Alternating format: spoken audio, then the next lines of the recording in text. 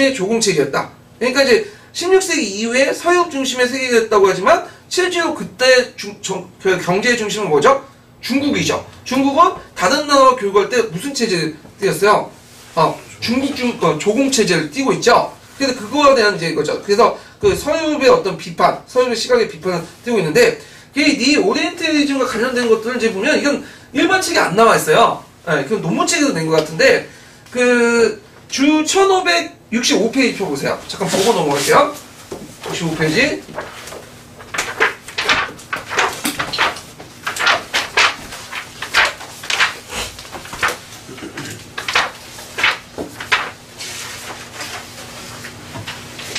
자, 1565페이지에 보면, 주 1335번을 보면요. 거기에 이제 뭐냐면, 아부 고르드라는 사람이 있는데, 이 사람이 이제 뭘 비판하냐면, 예전에 월려스트라는 사람이 있어요. 이게 세계체제론이라는 건데, 근대 세계체제론은 누구 중심이냐면 유럽의 중심이야. 그러니까 유럽을 중심으로 보고, 그 다음에 아시아나 아프리카를 주변으로 봤는데, 그거에 대해서 이제 반론으로, 그 당시 아부고르드는 16세기 이후에 세계체제가 형성된 건 아니라, 이미 13세기 때 세계체제가 형성됐다.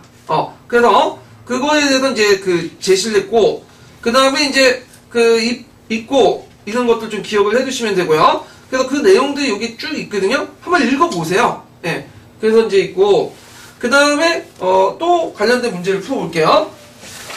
이게 역사 비평사라고 해서 역사 개간지에서 나왔던 문제예요. 자, 그 다음 니은을 보면 김교사가 있는데, 우리가 경제 발전의 역사로부터 얻은 교훈이 있다면 그것은 문화가 모든 차이를 만든다는 것이다 라는 막스 베버의 통찰에 근거해 자본주의 역사를 설명했다. 자, 막스 베버 여러분 다 아시죠? 막스 베버는 유명한 종교사학자예요. 종교사회학자예요. 막스 베버는 어떤 게 이제 연구를 했냐면, 이 사람은 왜 유럽이 자본주의가 먼저 시작했고 비유럽 지역에서는 자본주의가 시작되지 않았는가? 왜 후진 사례도 남았는가? 그걸 주로 연구를 했어. 그래서 이제 이걸 어디서 찾았냐면 문화나 종교에서 찾았어요. 이 사람이. 그래서 유럽의 문화권과 유교의 문화권은 이제 비교를 했어, 이 사람이. 그래서 얻은 결론은 뭐냐면, 유럽에서 자본주의가 발달했던 것은 뭐 때문이다? 프로테스탄트 윤리 때문이다. 왜냐, 프로테스탄트 윤리라는 것은 뭐냐면 현세보다는 내세를 강조한다는 거야. 그래갖고 이 사람들이 돈을 벌면 뭐죠? 축적을 해. 그럼 축적을 하고 이것이 나중에 이제 자본 축적이 가능하니까 자본주의 어떤 바탕이 됐다. 그리고 하나님으로부터 어떤 직업적 소명성을 받았기 때문에 그 일을 열심히 했다. 이렇게 이제 얘기를 해놓고, 그래놓고 중국은 왜 자본주의가 발달하지 못했냐? 중국이라는 것은 뭐냐면 체면을 강조한다는 거야. 현세주의고. 그러니까 자기 체면을 강조하다 보면 어떻게 위세용으로 돈을 많이 쓰겠죠. 자본주의 축적이 일어날 수 없죠. 그리고 이런 것들을 이제 강조하고. 그래서 이 유럽인들은, 아니 아시아인들은 또 특징이 뭐냐면 직업에 대한 기천이 있다는 거죠. 기천이 있어갖고 항상 이제 생산적인 일은 되게 완전 천하게 여기고, 비생산적인 어떤 유교 경전을 읽고 그런 것들만 강조하고, 정치가들 세계를 보는 큰 거시적인 것들만 강조하고, 미시적이고 디테일하고 기술적인 것들은 무시한다는 거야. 그런 사회에서는 전문가 상인들이 성장할 수 없죠. 그러니까 자본주의가 탄생하지 못했다. 이런 식으로 기술했어. 철저히 누구 중심의 세계관이죠? 서양 중심이죠. 근데 그거에 대한 반론이었죠. 그럼 지금 중국이 발전한 이유, 자본주의가 발전한 걸 설명을 못 하잖아. 동남아, 이런 것들을 설명 못 하니까 이거는 이제, 뭐냐면 문제가 있다. 자, 그 다음에 디귿을 보죠. 자, 신대륙의 은이 구대륙의 양극을 연결시켜준 주요한 품목의 하나였다고 본 아담 스미스의 관점을 토대로 18세기 아시아 유럽의 경제를 비교해서 설명했다. 맞죠? 자, 18세기 때 이전에 정도는 유럽이 중국에 인도에 갖다 본 게 없죠. 생산품이. 그러면 뭘 가지고 구역을 했다고 했죠? 아메리카 금과 은을 뺏어다가 교육하면서 자본이 축적됐다고 했죠? 그래서 맞고요. 그 다음에 리을 보면, 책교다 보면 13세기 세계에 대한 제니아 아부 로그드의 관점에 들어 동아시아의 동지 중에 있는 유라시아 지역의 해상과 유역을 통해 상업망을 구축했다 설명했다. 맞죠? 이것도 아까쯤에 얘기했고요. 그래서 답이 기역, 디귿, 니은인데 요 문제는 좀 어려운 문제예요. 왜냐면 갈색책에도 없는 내용이야, 이거.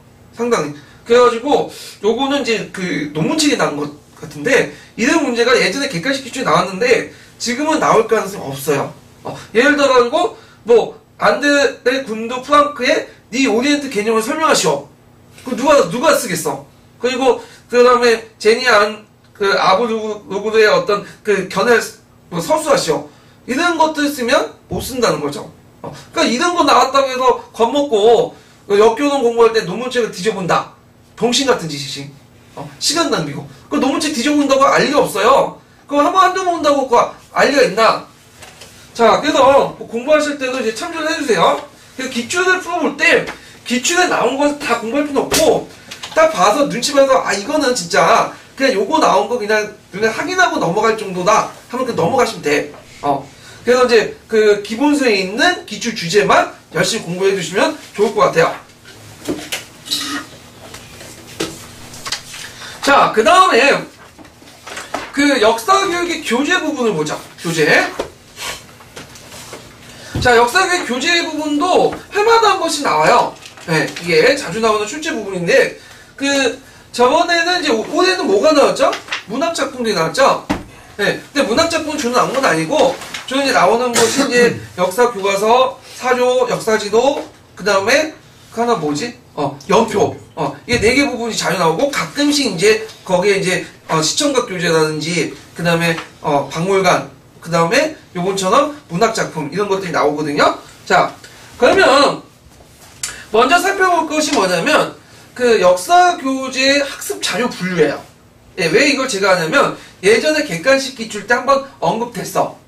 그래서 한번 봐야 되는데, 자, 그 학습 자료 나오는 것은 뭐냐? 그러면 실제 어떤 걸 사용하는 것을 이제 생각을 해봐야 돼요. 그래서 교재를 그대로 쓰거나, 그 다음에 교재를 반응후 번역을 해갖고 우리가 내용을 추가해서 이제 쓰게 되죠. 그래서 그 수업을 쉽고 효율적으로 진행하기 위해 사용한 교육용 자료를 다 학습 자료다.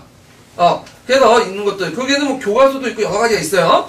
자, 활용을 보면 다양한 형태로 자료들이 활용되고, 자, 학습 내용 자체도 본문 외에 자료를 통해 전달하는 경우도 있고요. 자, 그 다음 종류를 보면요. 자, 이 출처를 이제 보면요. 자료의 출처에 따라 이렇게 나눌 수 있어요. 1차 자료. 1차 자료는 원래 형태의 자료야. 대표적인 게 뭘까요? 사료죠. 예. 근데 2차 자료는 그 1차 자료 그대로 사용하는 경우가 거의 없어요. 왜냐면 어렵거든.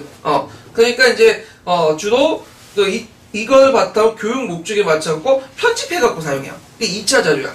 여기에 또 나눠볼 수 있고, 그 다음에 자료 표현 형식에 따라 또 나눠볼 수 있거든요. 그래서 읽기 자료, 문헌 자료가 있고, 비읽기 자료가 이제 사진, 그림, 영상도 있죠. 근데 요즘에는 애들이 읽는 걸 별로 안 좋아하기 때문에 보여주는 거, 이런 것들. 그래서 비읽기 자료 비중이 커지고 있다.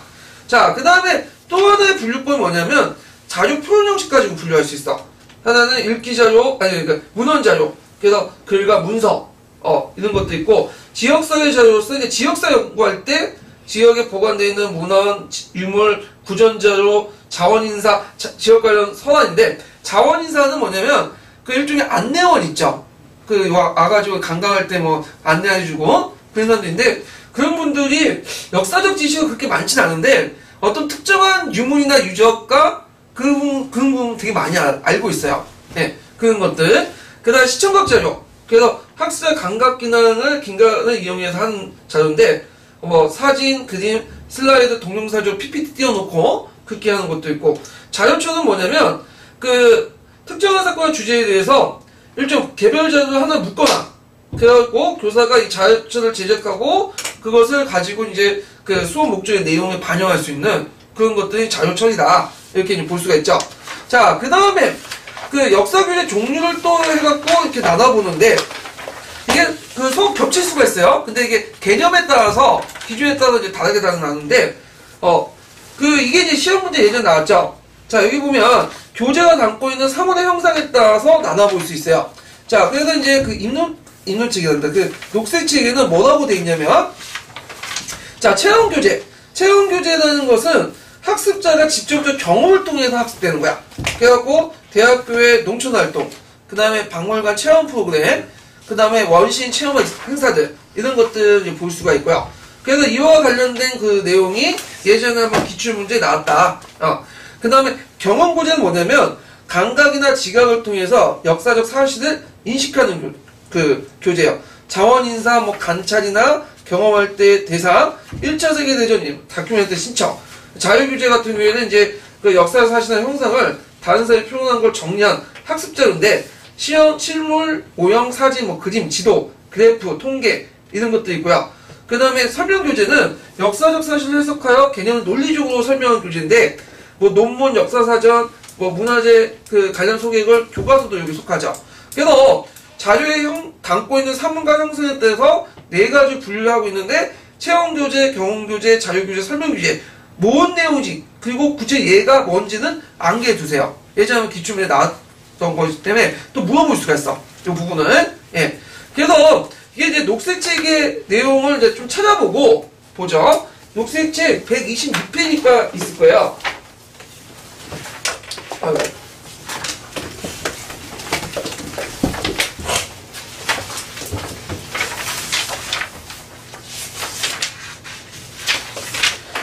자, 거기에 교재의 의미가 있죠?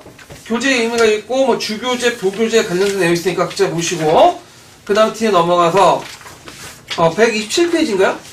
네, 127페이지. 그래서, 그 교재는 이제 그 사용하는 사람이나 맥락에 따라 그 의미가 달라지는데, 자, 그래서 그 의미에 대한 몇 가지 구분하고 있죠? 그래서 첫째, 둘째, 뭐, 셋째, 넷째 있는데, 그거 각자 보시고, 그 다음에 또 학습자료 내용이 있고, 그 다음에 학습자 그 성격과 여러 방식을 구분한다 해서 1차 자료와 2차 자료 그 내용이 있죠. 그 다음에 뒤에 넘어가고 자 자료의 표현 형식에 따라서 또 읽기 자료, 비읽기 자료 구분이 있다는 거 그거 보시면 되고요. 그 다음에 자료의 존재 형태에 따라서 그 문헌 자료, 지역사회 자료, 시청각 자료, 자료철 그 내용들 한번 읽어보시고 그 다음에 뒤에 넘어가서요. 맨 부분에 뒤에 있고요. 자, 교재가 담고 있는 사문의 형상에 따라서 또 분류할 수 있죠? 체험교재, 경험교재, 자유교재, 설명교재인데 요거 4개의 개념을 좀 파악을 해두세요.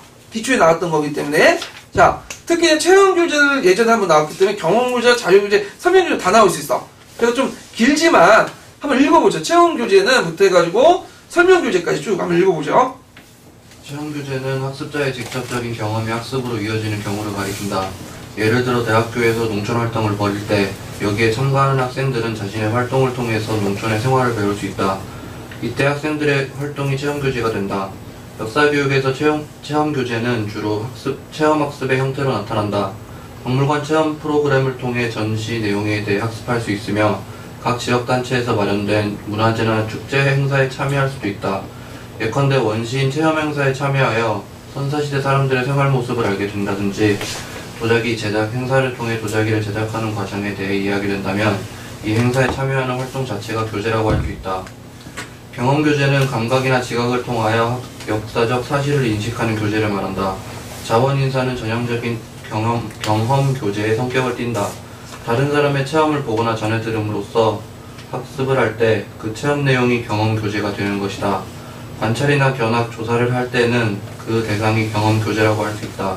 1차 세계대전의 상황을 담은 다큐멘터리를 시청함으로써 전쟁이 인류에게 어떤 재앙을 가져왔는지를 느끼게 된다면 그 다큐멘터리가 바로 경험 교재이다. 자료교재는 역사적 사실이나 현상을 다른 사람이 표현하거나 정리해놓은 것이다. 일반적으로 학습자료라고 부르는 교재들이 자료교재이다. 실물, 모형, 사진, 그림, 지도, 그래프, 통계, 연표와 같이 역사 수업에 사용되는 각종 자료들이 여기에 해당된다. 설명교재는 역사적 사실을 해석하여 개념적, 논리적으로 설명한 교재다. 논문과 같은 자료가 전형적인 설명교재다.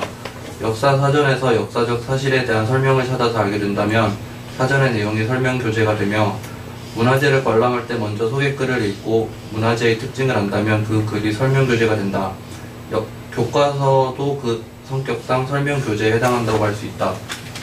예, 그래서 그 4개 개념 파악을 해주시면 좋을 것 같아요. 자, 교과서 넘어가죠.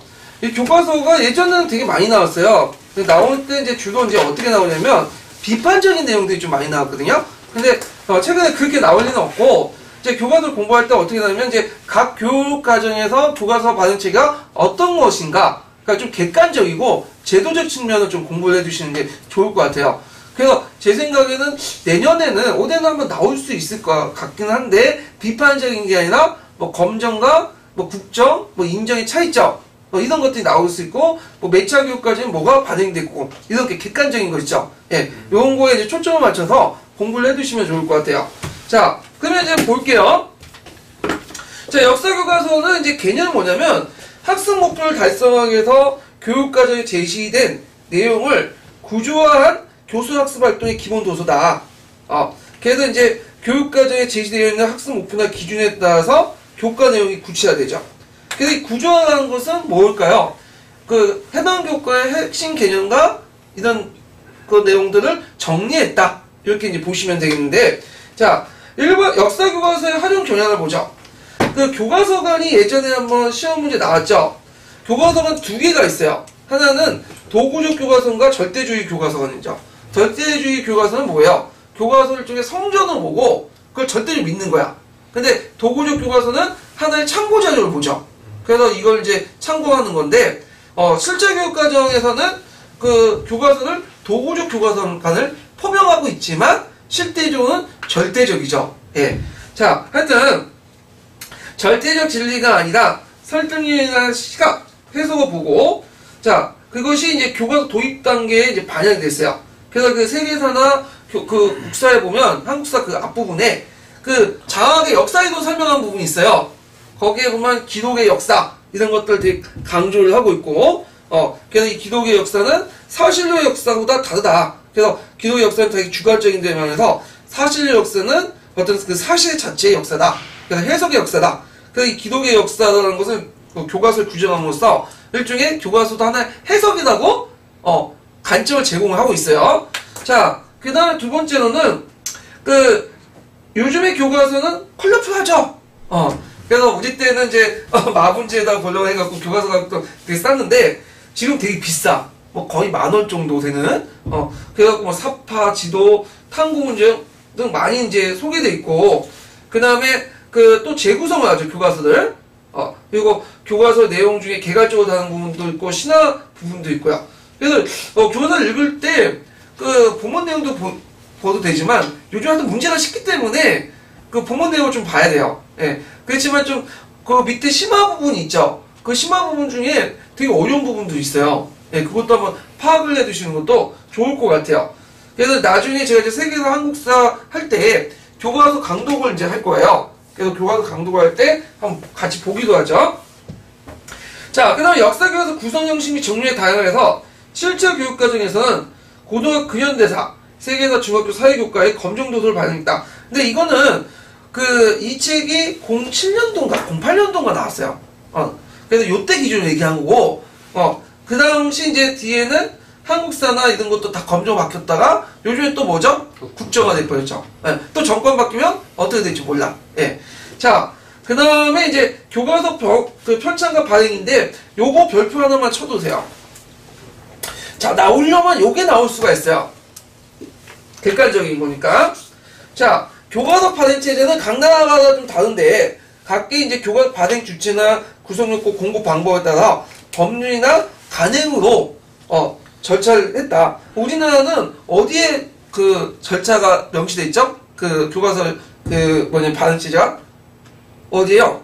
법률이 그 법이 아니라 유대하는 법령에 해당하죠. 대통령령에 있어. 그러다 보니까 대통령 마음만 먹으면 바꿀 수가 있는 거야. 그 입법기관에서 터치를 못하는 거야. 예. 그래갖고 이게 법령이 좀 문제가 있는 게 뭐냐면 법령은 유대 입각에서 쓰잖아요. 상위법인. 근데 상위법에 입각해서 만들어야 되는데 법령이 상위법 벗어나가지고 그 대통령이 대통령령이니 내무부령이니 교육부령이니 교육부령에 뭐 명시돼 있다 말자고 했는데 하여튼 이런 걸 지멋대로 바뀌면 입법부에서 터치할 수 있는 그 권한이 없어. 근데 예전에 그걸 터치하려는 그 입법 조치를 만들려다가 대통령이 거부권 행사해서 뭐 했잖아요. 근데 문제가 있긴 있어요, 이게요. 그래서 지금 더불어민주당에서는 이걸 법령이 아니라 교육부령이 아니라 어디 저쪽 그 법률에 법에 명시를 해놓자. 그러면 대통령이 멋대로 그 편찬을 바꿀 수 없잖아요. 근데 뭐 힘이 있나 야당이. 자, 하여튼 문제인데, 자, 국정을 보죠. 국정은 교과서 발행권이나 공부권을 국가나 국가기관 다 장악한 거야. 그래서 여기에 국가기관 우리나라는 국사편찬위원회. 그거 되게 인사권 누가 갖고 있죠? 대통령 갖고 있죠. 예. 그래서 이제 있고, 이게 내년도 나오는 국정교과서에 반영이 되어 있죠. 자, 그래서 검정제라는 것은, 7차 교육과정에는 세계사, 근현대사, 그 개정에서는 그 한국사, 역사 과목, 이렇게 있는데, 민간 출판사가 교과서를 발행하고 공급하지만, 국가가 정해놓은 구성 요건이 있어요. 우리나라는 어디까지? 지금 7차 교육 개정까지는 대단원까지 이렇게 구성 요건이, 정해져 있죠. 그래서 그 기준에 적합한 교과서만 사용할 수 있어요. 사전에 이미 국가가 허락을 맡아야 돼. 그 사후에도 검토를 받아야 되고. 그래서 이 검정제다. 그래서 검정제가 이제 그 3차 교육과정에서 시작했다는데, 이거는 이제 예전부터 있었어, 검정제는요. 요때 시작이라는 건 뭐냐면, 예전에 3차 교육과정 이전에는 국정, 검정, 그냥 혼합을 했거든. 국정도 있었고, 검정도 있었는데, 요때부터 이제 3차 교육과정부터는 제도화되기 시작한 거야. 이 제도화된 시점을 얘기한 거예요. 그래갖고 이제 처음에는 이걸 만들 때 뭐냐면, 다양한 시각을 담아야 되겠다. 근데 실질적으로는 교육과정 안에서 그게 대단원, 중단원도 국가에 의해서 내용이나 그 목차까지 다 결정돼 있기 때문에 편집자도 그 안에서만 할 수 있어요. 그래서 자율성을 확보하지 못했다는 비판도 있고, 그 내용이 예전에 한번 시험 문제 나왔어요. 예, 그거 좀 기억을 해두시고요. 자, 그 다음에 인정제인데, 인정제는 뭐냐면 교과서 발행이나 공급, 내용 구성을 민간이 다 담당해. 그래서 이제 일단 검정제는 이제 발행 자체부터 구성 요건을 다 국가가 정하지만 이런 거 없어. 일단 만들어놔. 자기 마음대로 만들어놨다가 최후 결정은 누가 하죠?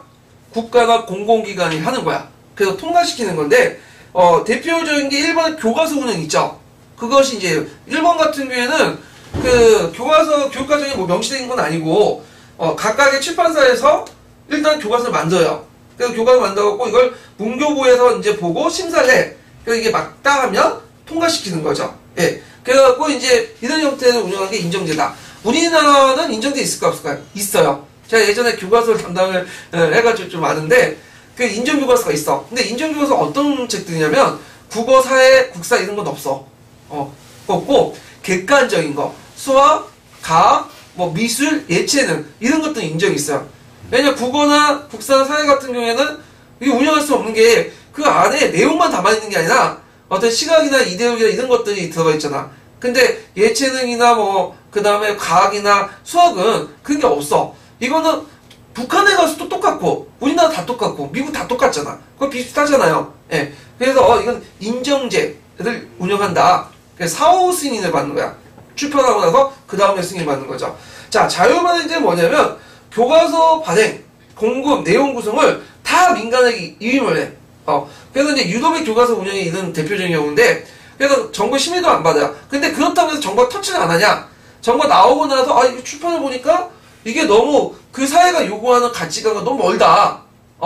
그래서 이럴 경우에는 정부가 소송을 걸어. 가처분 신사를 해갖고 처분해갖고 발행을 금지시켜요. 그 대표적인 게 이제 독일에서 나치 단체, 극우 단체가 예전에 히틀러 찬양하고 그런 교과서를 만드니까 독일에서 정부에서 소송을 내갖고 차단을 시켰죠. 예. 그래서 국정이든 그 다음에 검정이든 자율 발행 인정이든 공통점이 뭐냐면 정도는 있지만 국가 권력에 어느 터치를 받는다는 거야. 터치를. 그리고 상당히 정치적이다라는 거야. 교과서 자체 정치적이에요. 그래서 학문적인 연구 성과를 담긴 하지만 정치적인 특징을 갖고 있고, 이것이 정도는 다르지만 우리나라뿐만 아니라 일본도 그렇고 중국도 그렇고 유럽도 다 그래요. 예. 그래서 그 유럽의 공동교과서 예전에 만들 때 이제 전에 공동교과서를 만들 때 보통 이제 우리가 독일이 되게 비난을 하잖아요. 2차 세계대전 때 독일의 침략 행위를. 근데 그 비난 행위가 없어. 그러니까 2차 세계대전의 책임을 독일에만 부과되는 게 아니라 이거 유럽 전체의 문제다 이렇게 서술돼 있거든요. 이건 상당히 정치적이야. 왜냐면 독일을 너무 책임을 부과할 경우에 독일민들이 계속 반성을 하는데 거기에 부과를 하면 또 반발이 일어나잖아. 통합이 안 되잖아, 유럽 통합이. 네, 상당히 정치적으로 구성돼 있다. 그래서 모든 교과서는 사실 그대로 반영하는 것이 아니라 정치적 목적에 따라서 뭘 됐다? 구성됐다. 이 구성이라는 말이 핵심적인 거죠.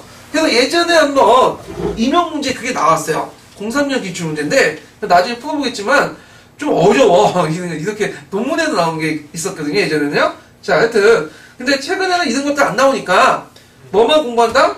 교과서 발행, 그 편찬 발행의 그 분류 방법하고 국정, 검정, 그 다음에 인정, 자유발행제 뜻 그것만 아시면 돼요. 자, 그 다음에 교과서 편찬 과정 변천을 보죠. 제가 이제 그 녹색책에 있는 내용을 한번 쭉 정리를 했어요. 이걸요. 예, 있는데, 자, 아까 이제 교수 요목기나 2차 때는 국정과 검정이 변행됐다고 했죠. 그러다가 이제 국정체제가 이제 향상된 것은 3차 교육과정 때. 그때는 어떤 데예요? 유신체제죠. 그리고 검정은 세계에서는 있는데, 이게 별 의미가 없는 게 뭐냐면, 이때는 딱 한종이야. 실제로 뭐예요? 국정화야. 예. 그러다가 이제 1979년에 명칭이 바뀌었어. 국정은 1종으로, 검정은 2종으로 이렇게 바뀌었다가 나중에 4차 교육과정 때 그 체제가 언제까지 가냐면 6차까지 가요. 그러다가 7차 때 다시 1종을 국정으로, 2종을 검정체제로 넘어가는데 1종이나 2종이나 그 의미가 없어. 그냥 말만 바꾼 거냐. 그래서 요 내용들 좀 기억을 해두시면 되고요. 그래서 1종은 이제 발행과 공급은 국가기관 담당하되 연구 개발은 전문 연구기관에서 연구 개발 도서 포함했는데 이 전문 연구기관들이 되게 국사편찬위원회거든요. 그러니까 누가 만든 거야? 국가가 만들었다 보시면 돼요. 그냥. 자, 그 다음에 7차 교육과정 때 이제 중학교에 국사과가 있죠. 국사 과목은 국정이고, 그 다음에 이제 그 고등국사 해갖고 거기에 국정이 있고, 세계사만 검정이고, 기타나 해서 이제 그냥 다 검정이죠. 7차 교육과정 개정은 그 중학교 역사는 검정, 그 다음 고등학교도 한국사도 검정, 그 다음에 세계 역사 이해인데 이거는 이제 정확한 명칭 세계사죠. 이것도 검정. 한국문화사 동아시아인데 이것도 검정인데 한국문화사는 도중에 반영도 안 됐죠. 그러다가 다시 15년 개정교육과정에서는 고등학교, 중학교 다 뭐가 되는 거예요? 국정. 예. 그 다음에 세계사와 동아시아사는 검정. 이렇게 이제 바뀌었다. 이렇게 좀 기억을 해두시면 돼요. 자, 국정교과서 문제점 있는데 이게 이제 파란책 씌워놨거든요. 절대 안 나와요. 절대 안 나와. 이러면 안 되겠죠? 이런 거는. 근데 그냥 읽어보세요. 한번 학생들 다양한 인식을 방해하고 국정교과서 역사인식, 공식 역사관에서 학생들 특정 역사과목을 강요하고 특정 이들 정당하거나 정보 홍보를 이용하거나. 그래서 이런 것도 있는데 이런 게 있구나 넘어가시면 돼. 그냥. 예. 그 다음에 파란책에 보면 교과서 활용의 문제점과 개선 방안이 있어요. 이건 좀 나올 수가 있어요. 이거는요. 자, 역사 교과서의 단원 구성 및 서술이 통사적 방식에 취하기 때문에 감정이나 판단의 요소가 배제된 지극히 무미건조한 강경한 기술이다. 그래갖고 이제 개선 방안도 여기 나와 있는데 표현 방식도 지시 제시형, 지시 나열형에서 탈피해서 다양한 문화적 언어, 그러니까 문화적 언어라는 건 내러티브 방식을 말하는 거죠. 그 다음에 해결된 역사의식 전달을 해갖고 국정교과서 내용인데 이것도 그냥 1, 2, 3번 읽어보세요. 예. 그 다음에 뒤에 넘어가서 자, 중고등학교의 반복적인 통사를 접하는 학생들은 역사에 대한 흥미를 읽기 쉽고 그 다음에 그나마 시간상 제한 피상적 성적 글씨 우려가 있다. 또 한편으로는 그럼에도 불구하고 또 그 방대한 양에도 불구하고 학생들은 한 시대나 주제에 대해서 역사를 제대로 이해하지 못한다는 거야. 그래서 이 통사라는 어떤 문제점 자체가 그 너무 방대한 과목을 하면서도 그 안에 역사를 제대로 깊게 공부를 못한다. 그래서 이제 개선 방향은 학년에 따라 주제 또는 그 다음에 시대별로 깊이 있는 접근이 필요하다. 이런 것들. 그 다음 그 위에 보면 교과서가 담고 있는 많은 사실, 개념, 해석, 평가 등을 수업시간 전달이 없다. 그래서 되게 이제 교과서 내용을 그대로 하면 진도 못 빼. 그러면 제일 좋은 방법이 이제 그걸 학습지를 만들거든요. 그래서 필요 없는 부분을 다 배제하고 학습지를 만들어가지고 이렇게 이제 하는 건데 제가 이제 하면서 얘들한테 예전에 학습지를 나눠줬어.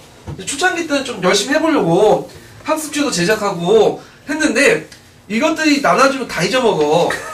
그래서 와가지고 또 나눠주면 달라고 해가지고 그리고 또 문제는 뭐냐면 학습지 나눠주면 교과서도 공부해야 되냐고 맨날 물어보고 그러니까 이제 안 나와줘요.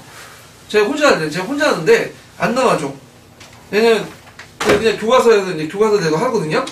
근데 교과서도 하는데 시간이 적다 보니까 이게 진도를 못 빼더라고요. 그러니까 특히 3학년 같은 경우 지금 문제가 뭐냐면 3학년 1학기까지 열심히 해, 애들이 내신 따려고. 근데 2학기 때문에 개판 되는 거야. 공부를 안 해. 그러니까 특히 우리 학교 애들은 되게 내신으로 가는 학교거든요. 정시가 아니라 공부를 안 해. 그래서 작년에는 되게 열심히 해서 이 학교가 개판인데 왜 그럴까 소문대로 안 그러네 그랬더니 가보니까 2학기 되니까 그 개판된 모습들이 나타나더라고요. 네. 그래서 이제 있겠는데 제가 하면서 제대로 진도를 뺀 적이 한 번도 없는 것 같아. 같이 할 때는 모르겠는데 그래서 진도를 제대로 뺀 거는 여기에서 빼는 거야 막. 그래서 되게 보통 고등학교 같은 경우에는 조선 후기 정도? 정치 사회 정도 많이 나가는거든요? 근데 그 부분들은 여기에서 계속 빼고 있어요. 잊어먹진 않더라고요. 이렇게 하니까. 그래서 제가 세계사를 5년 동안 담당을 하고 있는데, 그래도 한국사에서 좀 기억하는 것은 여기에서 계속 나가기 때문에 다 기억은 하고 있거든요? 예. 근데 얘들 대상으로 가르치면 좀 어렵지. 제가 하도 인고생 위주로 이렇게 맞추다 보니까 애들이 별로 안 좋아할 것 같기도 하고 하는데, 하여튼 그런 게 있어요. 자, 그다음 교과서 서술 방법 보면 두 가지가 있어요. 내러티브 서술과 그다음 분석적 서술. 분석적 서술은 그냥 우리가 이제 그 시대 모습과 구조 설명할 때 하는 의례적인 서술 방식 있죠. 근데 요즘에 최근에 들어서 내러티브 서술 방식이 좀 늘어나고 있다. 그래서 이제 심화과제나 어떤 예문이나 이런 것들 통해서 내러티브 서술 방식이 늘어나는데 예전에 한번 얘기를 했을 거예요. 교과서 형식 중에 하나 중에 내러티브, 탐구형, 설명형 세 가지가 있다고 했죠? 그 중에 제일 많은 형태가 뭐였어요? 설명형. 이렇게 이제 기억을 해두시면 되고요. 그 다음에 포스트 모던 역사이론에서 본 국사교과서 문제점인데 이게 예전에 기출에 나왔어요. 그래서 예전에 한번 비판적 읽기와 쓰기 문제 관련돼갖고 그 다음에 유럽 침략할 때 인디언들의 어떤 비참한 생활에 관련된 문제가 나왔죠. 그 과정에서 이제 국사교과서의 문제점을 포스트 모더니즘에서 비판해라. 그게 있는데, 요것도 시험 문제에 안 나오겠죠. 안 나오는데, 기출에 한번 나왔기 때문에 이제 보고 넘어갈게요. 자, 사회 전형적인 지배의 담론을, 사회체제 유지하기 위해서 역사교과 서술과 주체의 관점을 은폐한다. 이때 지배의 담론이라는 것은 담론을 예전에 설명했죠. 어떤 지배층들이 어떤 의도에 따라서 어떤 특정한 문제를 왜곡시키거나 특정한 주제에 끌고 가는 거야. 그래서 분명히 여러 가지 사회적 문제가 있는데 사람들이 요것만 관심 없고 여러 가지 사회 문제에 별로 관심 없고 지배층이 의도하는 방식으로 이해 방식으로 지배층이 원하는 주제에만 토픽에만 관심을 갖게 된 그것이 담론이라고 하거든요. 이 담론은 뭘로 구성됐죠? 언어로 구성됐고 언어는 허구로 만들어내는 거죠. 그래서 우리나라 그 담론을 만드는 대표적인 기관이 어디예요? 종편이잖아. 종편 보면 무조건 이제 이게 중요한 건 아닌데 계속 그런 식으로 몰고 다. 중요한 건 안 다뤄. 잘 다뤄도 좀 약간 부수적으로 다루거나 참 문제점이 있는 건데. 자, 그 다음에 두 번째 민족을 초역사적 실체를 가져가고 우리나라 역사를 서술하면서 학대, 가장, 축소, 왜곡세, 민족과 민족주의 억압성을 방해한다. 그래서 예전에 말했죠. 포스트 모더니즘에서는 민족이라는 것은 뭐예요? 만들어진 거죠. 근대 국가 이후에 언어에서 만들어진 거고 원래 존재에서 언어가 생긴 게 아니라 언어가 만들어지고 나서 만들어진 거잖아. 민족이라는 건. 그래서 이 민족주의나 민족을 내세워서 그 사회 내부에 있는 신분, 계급 문제들을 다 무시해. 그래서 이제 역사에서 다룰 때는 민족의 문제도 중요하지만 사회 문제도 중요하다. 균형 있게 다뤄야 된다. 근데 이제 민족이 만들어진 어떤 상상의 공동체라는 앤더슨 언어는 우리나라는 좀 맞지가 않아. 앤더슨이 연구하는 게 주로 이탈리아 지역이나 독일 지역이거든요.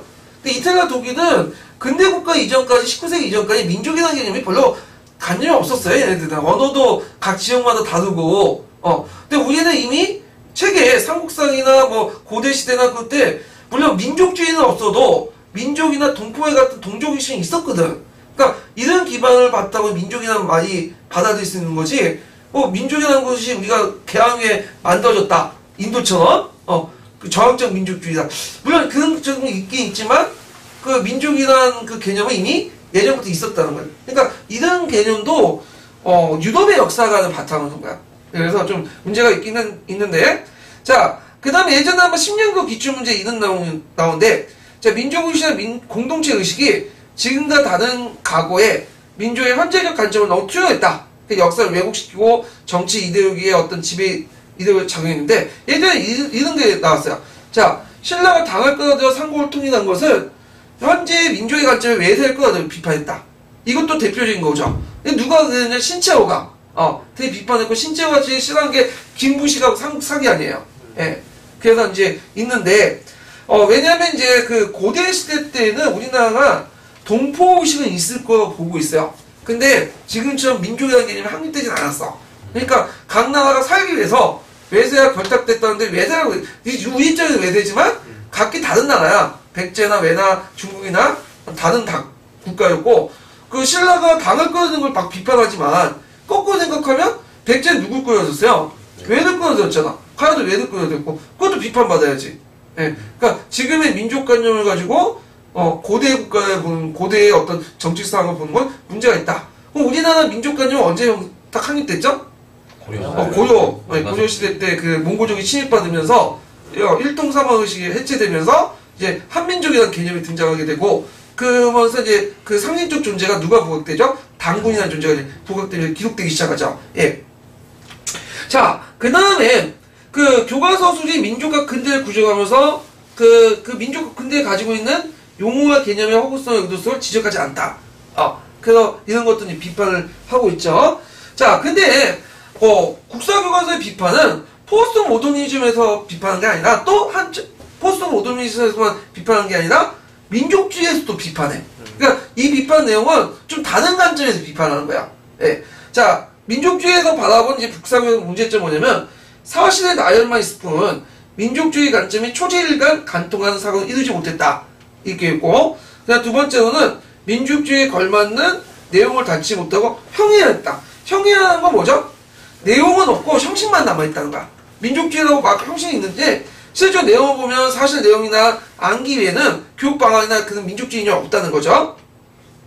그 다음에 이제 민족주의 입장에서 또 누굴 또 비판하냐면 포스트 모더니즘을 비판해요. 이 포스트 모더니즘은 국사교과서는 뭐 민족주의 뭐 이념에 반영됐고 막 하지만 이거는 문제가 있다. 왜냐하면 이 사람들의 논리는 뭐냐면, 민족주의를 비판하면서 그럼 뭐냐 대안을 세계화하자는 거야. 탈민족주의 하자는 거야. 근데 지금 지역에서 탈민족주의와 세계화하는 거는 꼭 뭐죠?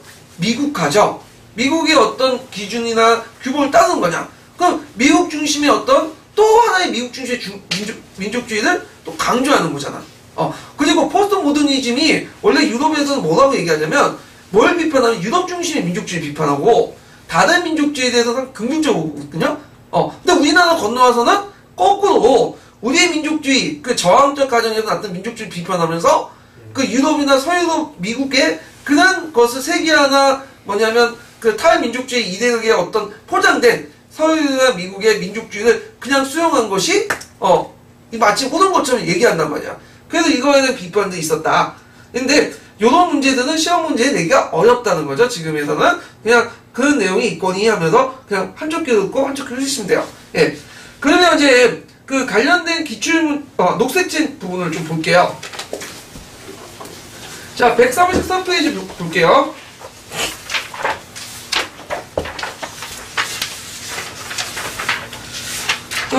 132페이지 거예요. 거기 앞에 이제 교과 성격이 있으니까 한번 좀 읽어보시고, 그 다음에 이제 그 뭐 비판도 있으니까 그냥 건너뛰시고 쭉쭉 어디 보시냐면 거기 앞에 그 135페이지 있고요. 135페이지. 네. 네. 거기에 그 역사교과서의 종수가 늘어나고 구성 형식이 다양한 좀 더 있죠. 이게 몇 페이지나? 잠깐만. 135페이지인가? 여기 136페이지예요. 첫 번째 날. 136페이지. 이거 똑같네, 이거는. 예. 그래서 역사교과서에 이제 종수가 늘어나고 해서 그 밑에 이제 그 2007년 2월 개정 교재에 쭉 있는데, 두 번째 단락하고 세 번째 단락만 좀 중요하거든요, 이 부분이. 한번 읽어볼게요. 예. 역사교과서의 종수가 늘어나고 구성 형식이 다양해지고 있다는 점도 교과서 내용에 대한 인식의 변화를 가져오는 계기가 될 수 있다. 제7차 교육과정부터는 선택 과목이긴 하지만 고등학교의 한국 근현대사 교과서가 검정도서로 발행되었다. 세계사가 포함되어 있는 중학교 사회교과서도 검정도서로 바뀌었다. 고등학교 세계사 교과서는 이미 1980년대 제4차 교육과정부터 검정교과서가 사용되고 있다. 제7차 교육과정에서 고등학교 한국 근현대사는 6종, 세계사는 3종, 중학교 사회는 학년에 따라 8에서 10종의 교과서가 사용되고 있다. 이전의 검정 교과서들은 단원이나 내용은 물론 구성 요소나 편집도 거의 비슷해서 여러 종이 발행되는 장점을 제대로 살리지 못하였다. 그러나 제7차 교육과정에서 발행된 검정 교과서들은 내용의 구성 방식이나 자료에서 상당한 차이를 보이고 있다. 텍스트를 중심으로 내용을 서술한 교과서가 있는 반면 다양한 읽기 자료와 활동이 들어있는 교과서도 있고 학생의 탐구활동을 중심으로 구성한 교과서도 있다. 2007년 2월 개정 고시된 교육과정에서는 대단원과 중단원에 들어갈 내용을 일일이 제시하였던 이전의 교육과정과는 달리 대단원만 구분하고 그 안에 들어갈 내용의 대강만 제시함으로써 교과서의 단원 편성과 구체적인 서술은 집필자에게 맡기고 있다. 따라서 앞으로 간행될 역사 교과서는 구체적인 내용에서 서로 상당한 차이를 보일 것이다. 자, 이거는 그 전에 얘기예요. 여기가 쓰여진 당시의 얘기니까 그냥 참조 알아두시고, 자, 거기에 이제 그 다음 137페이지 보면 교과서 편찬과 발행 있죠. 아마 시험 문제 나오면 요게 나올 것 같아요. 그러니까 별표 1개 정도 쳐놓으세요. 그래갖고 이제 있는데 그 어디에 있냐면 다 읽지 못하겠고 어디까지만 보면 교과서 제도와 관련된 설명 있죠. 그래갖고 그 국정제, 검정제, 인증제, 자유발행제 요 부분만 읽고 넘어갈게요. 예. 그 다음 분. 국정제는 교과서의 발행권과 공급권은 국가나 국가기관이 가지며 구성 요건도 국가에서 정하는 제도이다. 검정제는 민간 출판사가 교과서를 발행하고 공급하지만 교과서의 구성 요건을 국가나 국가기관에서 미리 정하고 그 기준에 적합한지 심사해서 통과된 교과서만을 사용하는 제도를 말한다. 인정제는 교과서의 발행과 공급, 내용 구성을 민간에서 담당하며 국가나 공공기관에서 이를 심사하여 통과된 책만을 교과서로 사용하는 제도이다. 자유발행제는 일반 도서와 마찬가지로 교과서의 발행과 공급, 내용 구성을 민간에게 일체 위임하는 제도이다. 예. 그 뒤에 보면 이제 우리나라 교과서 제도의 변천 과정이 쭉 나오거든요. 요거 한번 읽어보시고요. 자, 그러면 잠깐만. 좀 언제 시작했죠? 우리가 한참 됐네? 예, 좀 쉬었다가 그 로랑 바이트 이론을 좀 살펴보고 그 다음 기출문제 풀어볼게요. 써주세요. 저희 몇 분에 다시 시작?